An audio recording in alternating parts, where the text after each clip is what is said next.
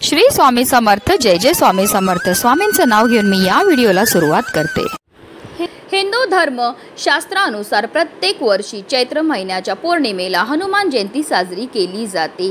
या शुभ दिनी माता अंजनीच्या उदरातून हनुमानाचा जन्म झाला. हिंदू धर्मात संकटमोचन हनुमानाला कलियुगाचा देवता मानण्यात आले आहे. या दिवशी हनुमानाची विधिवत पूजा केली जाते.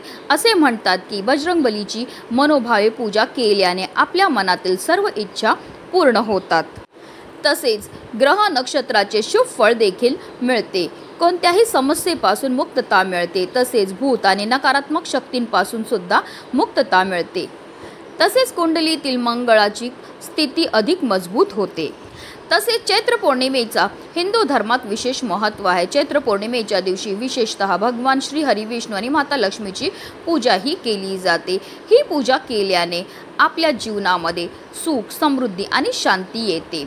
तसेच चैत्र पौर्णिमेच्या दिवशी चंद्राला जल अर्पण करणे अत्यंत शुभ मानले जाते. चैत्र पौर्णिमेची तिथी शनिवारी 12 एप्रिल रोजी पहाटे 3:21 प्रारंभ होईल, तर 13 एप्रिल रोजी पहाटे 5:51 पर्यंत राहील आणि उदय तिथीनुसार 12 एप्रिल रोजी चैत्र पौर्णिमेचं व्रत तसेच दान आणि स्नान हे केलं जाणार आहे. हनुमान जयंतीच्या दिवशी बजरंगबलीच्या बालरूपाची पूजाही केली जाते. चित्रा नक्षत्र आणि मेष राशीच्या संयोगाने भगवान शंकराच्या 11व्या रुद्र अवताराचा अर्थात बजरंगबलीचा जन्म हा माता अंजनीच्या उदरातून झाला होता. म्हणूनच धार्मिक दृष्ट्या हा दिवस अत्यंत महत्त्वाचा मानला जातो आणि म्हणूनच या दिवशी काही प्रभावी सेवा आणि उपाय सुद्धा केले जातात. आणि म्हणूनच चैत्र पौर्णिमेच्या दिवशी तुम्ही व्रत नाही केलं तरीही चालेल, पण सकाळीच उंबरठ्यावर ठेवा फक्त ही एक वस्तू. ही वस्तू ठेवल्यामुळे आपलं एक रात्रीतून आयुष्याचं सोनं तर होणारच आहे, पण आपल्या 7 पिढ्यांचं दारिद्र्य नष्ट होऊन आपल्या संपूर्ण कुटुंबाची भरभरून अशी प्रगती होणार आहे. अतिशय प्रभावी असा हा उपाय आहे, ज्याबद्दल सविस्तर आणि महत्त्वाची अशी माहिती मी तुम्हाला या व्हिडिओमध्ये देणार आहे. तर व्हिडिओ पूर्ण पहा आणि जर तुम्ही माझ्या चॅनलवर नवीन असतील तर चॅनलला सबस्क्राईब करा आणि शेजारी बेल आयकॉनसुद्धा प्रेस करा, जेणेकरून तुम्हाला माझ्या नवनवीन व्हिडिओचं नोटिफिकेशन हे मिळत राहील आणि तुम्ही एक पण व्हिडिओ मिस करणार नाही. आणि कमेंटमध्ये जय श्रीराम लिहायला अजिबात विसरू नका. चैत्र पौर्णिमेच्या दिवशी ब्रह्ममुहूर्तावर नदीत स्नान करणं विशेष महत्त्वाचे मानले जाते. मात्र जर तुम्हाला नदीत स्नान करणं शक्य नसेल तर आंघोळीच्या पाण्यात गंगाजल घालून स्नान केल्यानंतर पिवळ्या किंवा लाल रंगाचे कपडे आपल्याला परिधान करायचे. त्यानंतर आपल्याला बजरंगबली समोर व्रताचा संकल्प हा करायचा आहे. तसेच आपल्याला सूर्यदेवांना सुद्धा जल हे अर्पण करायचे. त्यानंतर सर्वप्रथम देवघरामध्ये दिवा हा प्रज्वलित करून घ्यायचा, कारण कोणतीही सेवा किंवा कोणताही उपाय जर आपण अग्नीच्या साक्षीने केला तर त्यामध्ये आपल्याला निश्चित सफलताही प्राप्त होत असते. त्यानंतर आपल्याला विधिवत प्रभू श्री रामचंद्र तसेच माता सीताची पूजाही करायची आहे, कारण बजरंगबली हे रामभक्त होते आणि जर आपण प्रभू श्री रामचंद्र आणि माता सीताची पूजा केली तर त्यामुळे आपल्यावर फारच लवकर बजरंगबली प्रसन्न हे होत असतात. तसेच चैत्र पौर्णिमेच्या दिवशी लक्ष्मीनारायणाची पूजा पूर्ण विधिविधानपूर्वक करावी. या दिवशी भगवान विष्णूंना पिवळ्या रंगाची फळे, फुले आणि कपडे अर्पण करावे आणि देवी लक्ष्मीला गुलाब आणि लाल रंगाची फुलं आणि सौंदर्य प्रसाधनाचे सर्व वस्तू अर्पण करावी. तसेच चैत्र पौर्णिमेच्या दिवशी सत्यनारायणाची कथा वाचणे पुण्यपूर्ण मानले जाते. तसेच हनुमान जयंतीच्या दिवशी चमेलीच्या तेलात सिंदूर मिसळून बजरंगबलींना चोळा अर्पण करा. यानंतर चमेलीच्या तेलाचा दिवा लावा आणि गुलाबाच्या फुलांची माळ अर्पण करा. पूजेमध्ये बजरंगबलींना आवडता प्रसाद म्हणजे गुळ आणि हरभरा यांचा समावेश असायलाच हवा. तसेच बजरंगबलींना बुंदीचे लाडू सुद्धा अर्पण करावे. यानंतर 7 वेळा हनुमान चालिसाचं पाठ करा. या दिवशी घरी रामायण पठण करणं उत्तम मानलं जातं. आरतीनंतर आपल्याकडनं झालेल्या कळत नकळत चुकांची क्षमायाचनाही करून घ्यायची. तसेच कपडे, अन्न आणि पैसे गोरगरिबांमध्ये आपल्याला दान हे करायचे आहेत. तसेच चैत्र पौर्णिमेच्या दिवशी पवित्र पाण्यात कच्चे दूध मिसळून चंद्राला जल अर्पण करणे अत्यंत शुभ मानले जाते. अशा रीतीने आपल्याला पूजाही करून घ्यायची आहे. हा उपाय आपल्याला सकाळी लवकरच आंघोळ केल्यानंतर लगेचच करायचा आहे। हा उपाय करण्याकरता आपल्याला एक तांब्याच्या कळशामध्ये स्वच्छ पिण्याचं पाणी हे भरून घ्यायचं। त्या पाण्यामध्ये आपल्याला थोडंसं गंगाजल टाकायचं, त्याचबरोबर चिमूटभर आपल्याला हळदसुद्धा टाकायची आणि असं हे जल जे आहे ते आपल्या मुख्य प्रवेशद्वारावर, त्याचबरोबर उंबरठ्यावर आणि उंबरठ्याच्या बाहेर आपल्याला शिंपडायचं आहे।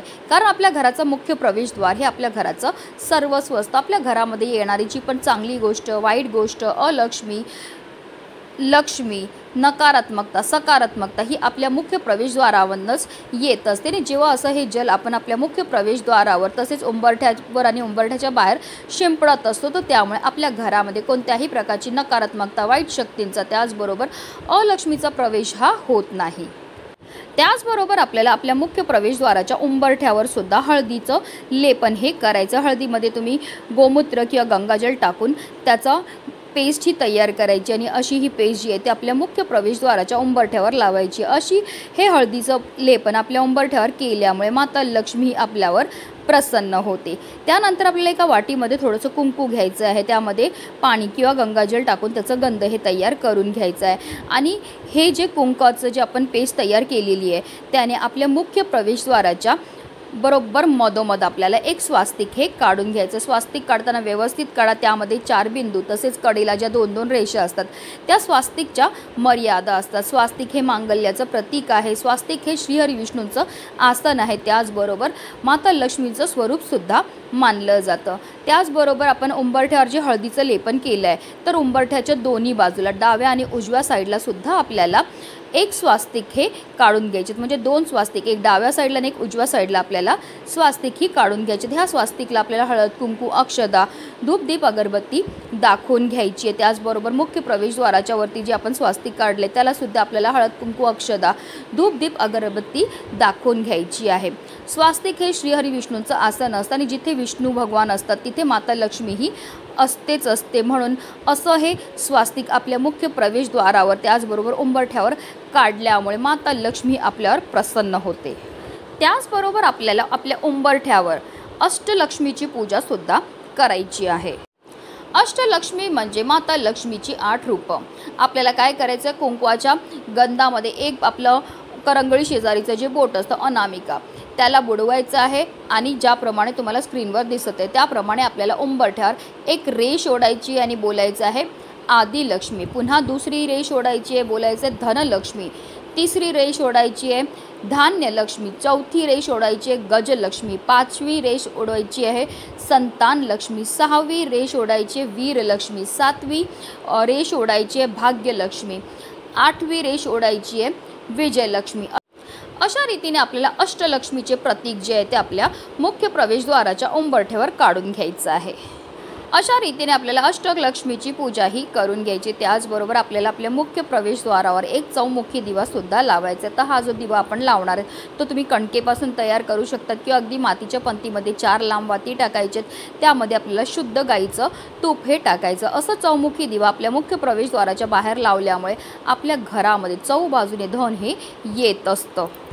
दिवा डायरेक्ट जमिनीवर ठेवू नका, एक प्लेट घ्या, त्यावर आपल्याला मुठभर तांदूळ ठेवायचे आणि त्या तांदळावर आपल्याला हा दिवा जो आहे तो प्रज्वलित करून जेव्हा आपण बाहेरनं आतमध्ये येतो तर जी आपली उजवी बाजू असते तिथे आपल्याला हा दिवा जो आहे तो प्रज्वलित करून ठेवायचा आहे। आता या दिव्याला सुद्धा आपल्याला हळद, कुंकू, अक्षदा त्याचबरोबर एक फूल अर्पण करून घ्यायचं आहे। त्यानंतर हात जोडून अष्टलक्ष्मीचं आपल्याला स्मरण करायचं आहे। आपल्या घरामध्ये असणारे जे दारिद्र्य ते निघून गेलं पाहिजे आणि आपल्या घरामध्ये धन येण्याचे अनेक मार्ग हे मोकळे झाले पाहिजेत। आपल्या घरामध्ये आलेला पैसा टिकून राहिला पाहिजे, या रीतीने आपल्याला मनोभावे प्रार्थनाही करून घ्यायची आहे।